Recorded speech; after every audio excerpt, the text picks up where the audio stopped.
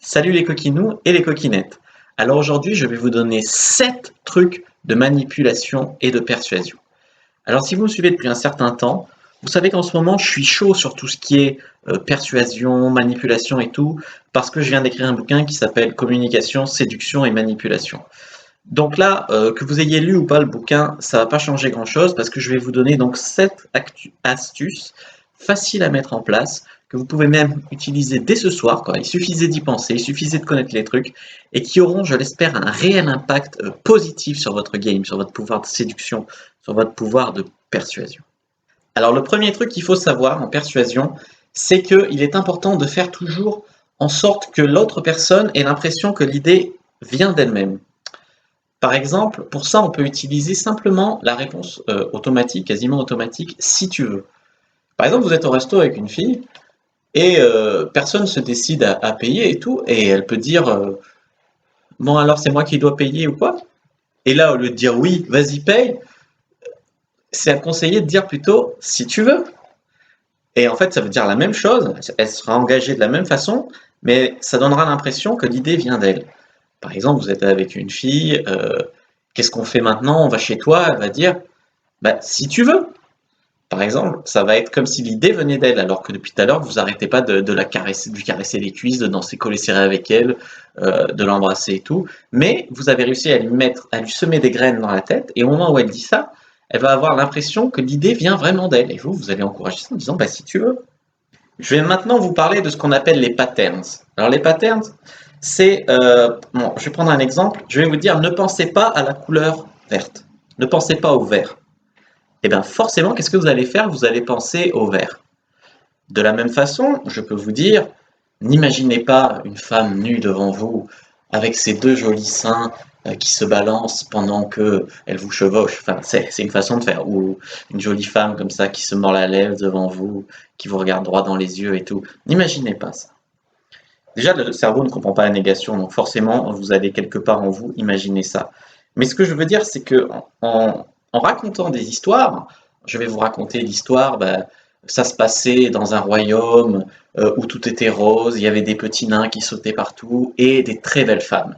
Et comme les très belles femmes, elles n'aimaient pas les petits nains, eh bien, vous étiez le seul homme attirant. Et donc, vous avaient toutes envie que vous vous occupiez d'elles. Et là, il y a plein de femmes qui vont s'approcher de vous, qui vont passer leurs mains sur votre torse et tout. Et vous serez là, vous n'aurez qu'à choisir et tout. Jusque-là, ça fait qu'appel à l'imagination. Mais si je vous dis, il y en a une qui vous plaît particulièrement, et là, vous allez ressentir une grosse chaleur monter en vous. Vous allez avoir la tête un peu comme dans du coton. Vous aurez peut-être un petit peu les jambes qui tremblent parce qu'elle va vous déstabiliser, elle va prendre des initiatives. Et là, vous serez chaud et tout. Et là, vous pouvez même raconter des histoires avec la troisième personne. C'est quelqu'un qui se retrouve dans un royaume comme ça. Et en racontant des histoires comme ça, vous voyez bien que vous pouvez susciter des émotions, des sentiments chez les autres. Et chez l'être humain, il faut savoir que ben, dans la prise de décision, l'émotion est supérieure à la logique. Par exemple, il y a plein de filles, non, je n'irai jamais chez un mec rencontré sur Internet directement sans l'avoir jamais vu dans un café et tout. Pourtant, j'en ai fait ma spécialité de faire ça. Pourquoi? Ben, parce qu'avec un petit peu de force de, avec un petit peu de conviction, avec un petit peu de force de persuasion, on arrive à faire, en chauffant les femmes par exemple, en leur sortant deux, trois arguments, on arrive à leur faire pas mal de choses parce qu'on a arrivé à parler à leurs émotions plus qu'à leur logique. Et là, quand les émotions deviennent plus puissantes que la logique dans son fort intérieur, eh bien, bam, il y a prise de décision, ce qui vous arrange. Bon, moi, j'ai jamais fait de mal à une femme, hein, plutôt que du bien. Donc, franchement, c'est que pour leur bien. Mais ce que je veux dire, c'est que c'est la même chose dans la publicité ou quoi, dans tous les processus d'achat. On essaye de faire en sorte de vous faire acheter en ayant souvent recours à vos émotions plus qu'à votre logique. Et c'est comme ça qu'il y a pas mal de produits de merde d'ailleurs qui se vendent. Bref, tout ça pour dire, on peut par la parole, par les simples l'usage des mots, raconter des histoires et tout, faire ressentir des émotions aux gens. Et imaginez que grâce à ce qu'on appelle des patterns ou du storytelling, d'ailleurs les storytelling peuvent contenir des patterns, eh bien on arrive à faire imaginer, faire susciter dans la fille de l'émotion, de l'excitation sexuelle et tout. Et vous, ça sera vous qui raconterez ces histoires. Même si vous ne racontez pas une histoire qui vous touche ni elle, racontez l'histoire de tierces personnes, eh bien vous allez provoquer ces sentiments en elle et ils seront associés. Et grâce à ces sentiments que vous aurez provoqués en elle, vous aurez bien sûr beaucoup plus de chances de conclure. Donc, est-ce que vous allez faire ça? Si vous voulez. Donc normalement, à ce moment de la vidéo, vous avez votre respiration qui s'accélère, vous avez le cœur qui bat de plus en plus fort, parce que vous savez que vous allez apprendre des techniques encore plus puissantes. Non, je rigole, c'était juste pour vous faire ressentir des trucs. Donc maintenant, je vais vous parler d'une troisième technique qui est très très simple à mettre en place, qui est beaucoup moins intello que les patterns. Alors, c'est ce qu'on appelle dans la communauté de la séduction les kinos, que nous allons appeler, pour vulgariser ça, les touchés, le toucher. Alors, de très nombreuses expériences ont montré qu'un simple toucher, que ce soit sur l'avant-bras ou sur le haut de l'épaule, par exemple, donc un truc qui est franchement socialement admis, même pratiquement, à part quelques individus homophobes ou quoi, vous pouvez toujours toucher un homme comme ça, en lui disant hey, tiens, j'ai pensé à un truc, et une femme au moment de lui faire la bise ou quoi, ça, il n'y a pas de problème à placer. Eh bien, le simple fait de toucher comme ça augmente, selon certaines études, de plus de 80% les chances que votre requête soit acceptée. Donc, parce que l'expérience qu'ils ont fait, c'était en demandant quelque chose après. Mais ça veut dire qu'avec les femmes, vous allez augmenter l'effet que vous faisiez. Elle se souviendra beaucoup mieux de vous, elle vous trouvera beaucoup plus sympathique, etc. Simplement grâce au toucher. Je vais vous mettre quelques résultats d'expérience, là vite fait, vous verrez que je ne suis pas un mytho.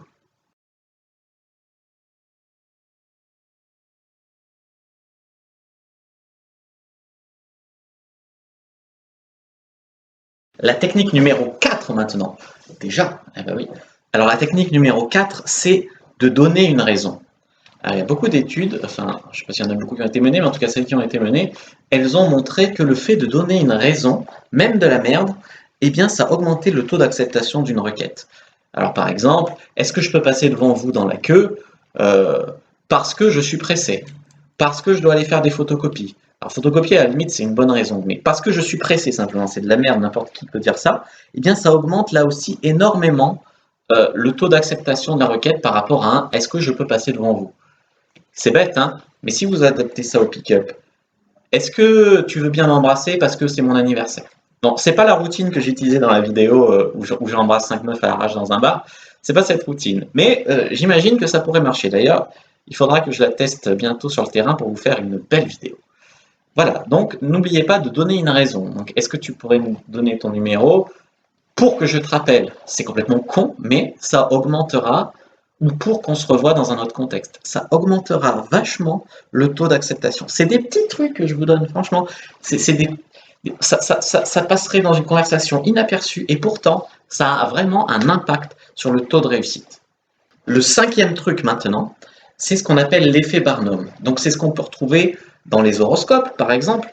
Dans les horoscopes, souvent, c'est écrit d'une façon à dire des banalités, mais dans lesquelles beaucoup de gens se reconnaissent, tellement qu'il y a beaucoup de gens en lisant des horoscopes qui se disent ah bah ouais, mais c'est spécifiquement pour moi, quoi. C'est vraiment trop ça, comment ils savent, c'est des voyants et tout. Eh bien nous, dans la communauté de la séduction, on a un truc, ça se rapproche vachement du mentalisme, c'est le cold reading. Alors le cold reading, c'est, par exemple, à la limite, c'est ce qu'on appelle une approche à froid, quoi. C'est-à-dire qu'on approche une personne qu'on ne connaît pas et puis on peut dire des choses sur elle. Sauf que, bon, bien sûr, il y a des petits indices dans sa tenue ou quoi qui vont nous donner des indices euh, pour essayer de mieux la cerner, mais en général, il y a des phrases comme ça qu'on peut dire et dans lesquelles les gens se reconnaissent. Et ils vont dire ah mais ouais mais comment tu sais ça et tout, genre toi t'es une fille sensible et tout. Tout le monde est sensible dans une certaine mesure. Donc par exemple ça peut faire de l'effet. Bon après il faut broder, il faut servir des trucs. Et donc ça va nous servir dans la communauté de la séduction parce qu'en brillant comme ça ou en faisant des tours de magie à la con comme faisait Mystery dans The Game, eh bien c'est ce qu'on appelle des démonstrations de haute valeur. Ça fait monter notre valeur et donc la fille eh bien elle nous trouve beaucoup plus alpha. Et maintenant, la sixième technique. Alors, la sixième technique dont je voudrais vous parler, c'est la flatterie. Alors, la flatterie, franchement, des fois, elle est sincère, donc ça, c'est vachement génial. Mais des fois, elle n'est pas sincère. Genre, il y a beaucoup de gens qui t'appellent, oui, mon ami, salut beau gosse et tout.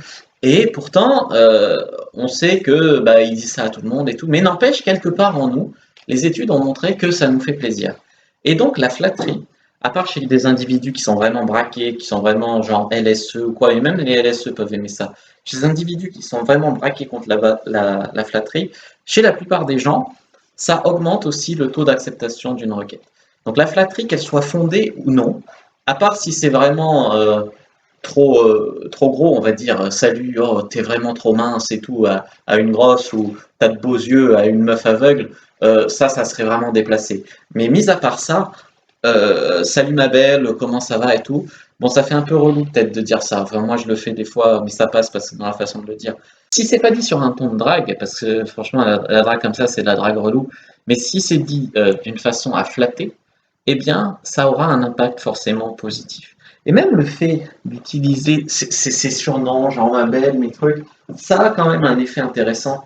C'est que ça fait penser au sexe. C'est-à-dire que avant que vous utilisiez ces surnoms, eh bien la fille, elle aura peut-être rien envisagé avec vous, mais si vous l'appelez ma belle et qu'elle accepte ce type de frame, parce qu'il y a des filles qui disent je suis pas ta belle, hein, je suis pas. Mais à part ça, c'est que ça la fait accepter cette frame dans laquelle elle est ben, votre belle. Et donc ça peut passer et dans son inconscient, ça fera son petit chemin et ça vous permettra encore une fois d'avoir plus de chance et de lui mettre des idées coquines dans la tête. Voilà. Ne me remercie pas parce qu'il en reste encore une. Alors maintenant, la dernière technique, c'est la similarité. Alors la similarité, c'est un truc ultra puissant. Ça consiste à trouver des points communs ou à en inventer, bien sûr. Donc, trouver ou inventer des points communs avec une personne, ça va créer une sorte de lien, surtout si vous êtes habile et que vous faites parler les gens. C'est-à-dire que ben, vous allez faire parler les gens, vous allez soi-disant trouver un point commun, puis faire parler les gens. Et comme les gens adorent parler d'eux, eh bien, ils vont broder, ils vont vous apprendre des choses et tout, et ça va créer un lien entre vous sans que vous ayez forcément besoin de très bien connaître ce sujet sur lequel vous prétendez être un expert vous aussi. Voilà. Alors, les beaux gosses, les belles gosses qui me regardent, oui, des fois ça m'arrive de dire beau gosse à des gens que je trouve pas beaux gosses, mais je trouve que c'est bon pour la motivation et de toute façon que ça les encourage, ça les machin, ça crée, enfin, c'est pour la bonne cause, quoi.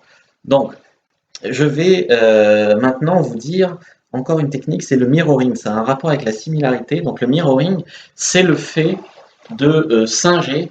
Bon, il y a tout ce qui est mirroring verbal. Ça, c'est développé dans mon bouquin, mirroring paraverbal, c'est-à-dire la respiration, tout ça, le ton de la voix et tout. Non, nous c'est ce on va s'intéresser là au mirroring du body language. Donc, par exemple, euh, vous pouvez créer un lien d'inconscient à inconscient avec quelqu'un en, euh, en faisant de la synchronisation, en vous synchronisant avec elle sur le langage corporel. Donc, par exemple, elle va croiser sa jambe gauche sur son pied droit. Non, j'ai pas bu, c'est pour ça que je tiens debout. Et vous allez soit faire la même chose, soit inverser, c'est-à-dire croiser l'autre jambe, ou alors mettre simplement sur les chevilles, croiser sur les chevilles. Mais simplement le fait de faire ça, ça va vous mettre, parce que les gens qui sont plutôt proches, ils ont tendance à faire ça naturellement, c'est-à-dire à se synchroniser de façon naturelle. Vous mettez comme ça, votre proche il se met comme ça, votre proche parle d'une certaine façon, vous vous adaptez et tout. Et c'est l'inconscient qui fait ça, peut-être vous vous en rendez pas compte, mais observez, et vous verrez que vous faites plus souvent que vous le pensez, de vous synchroniser avec des gens dont vous êtes proche. Donc, nous, en fait, dans le game, ce qu'on fait, c'est qu'on provoque un peu plus ce lien en, en aidant, quoi, en se synchronisant. Donc, au début, on se synchronise avec les gens. Ensuite, on essaye de prendre le lead, c'est-à-dire de guider. Donc, nous, on essaye de mettre un mouvement et on voit si la personne suit. Donc, je vais croiser mes bras et je vais voir si la personne fait pareil. Je vais me gratter la tête et je vais voir si la personne fait pareil. Et si c'est le cas, même si c'est pas le cas, ça créera un lien plus facilement. Mais si c'est le cas, c'est vraiment j'ai pris du pouvoir sur cette personne. C'est-à-dire j'ai pris de l'ascendant, j'ai créé vraiment un lien.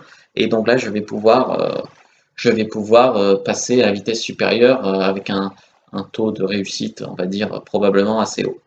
Voilà, alors j'espère que vous avez aimé cette vidéo, donc 7 trucs de manipulation et de persuasion concrets que vous pouvez utiliser dès maintenant.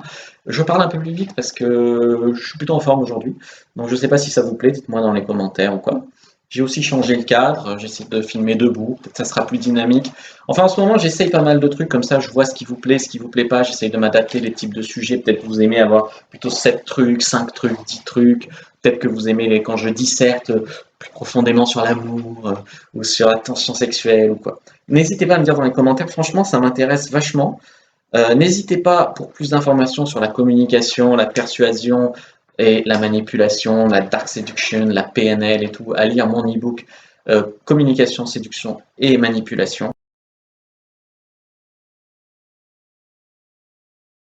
Donc franchement, il n'y a rien d'immoral là-dedans, ou plutôt pas grand-chose. Non, franchement, on n'est pas des manipulateurs, on n'est pas des salauds, on n'est pas des trucs. Il y a beaucoup d'idées reçues d'ailleurs sur la manipulation, c'est de la merde. D'ailleurs, je l'explique dans ce livre. Je vous donne des trucs encore, des trucs comme ça qui permettent d'améliorer vos relations. Donc franchement, si ça vous intéresse, creusez le sujet, vous communiquerez vachement mieux et donc vous aurez beaucoup plus de succès parce que la séduction, c'est quand même beaucoup de la communication. Allez, n'hésitez pas à mettre un pouce vers le haut, bien sûr, parce qu'il y a assez de rageux qui mettent des pouces vers le bas. N'hésitez pas donc à commenter, comme je vous ai dit, parce que votre avis, franchement, m'intéresse. Moi, je vais régler ma chaîne pour faire du contenu vraiment efficace pour vous. Et tant qu'à faire quelque chose, hein, autant que ça soit utile. Voilà, que le dieu du game soit avec vous, qui soit un petit peu avec moi aussi. Allez, que le dieu du game soit avec nous, et à bientôt.